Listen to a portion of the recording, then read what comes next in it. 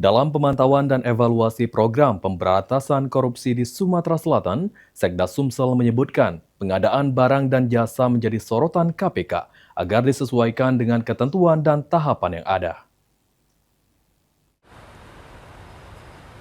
Pemantauan dan evaluasi program pemberantasan korupsi di Sumatera Selatan yang dilakukan Komisi Pemberantasan Korupsi atau KPK, Sekretaris Daerah Provinsi Sumatera Selatan Edward Chandra menyebut pengadaan barang dan jasa menjadi sorotan KPK, terutama yang berkaitan dengan proyek strategis daerah di beberapa OPD, mulai dari Dinas Pekerja Umum, PSDA, Perumahan dan Kawasan Pemukiman, dan Dinas Kesehatan untuk diperhatikan agar pengadaan yang dilakukan dapat disesuaikan dengan ketentuan dan tahapan yang ada.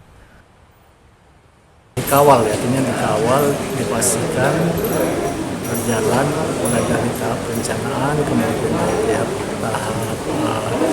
pengadaan barang dan jasanya, kemudian tahap pelaksanaannya sampai dengan selesainya proyek tersebut menjadi pantauan dari KPK.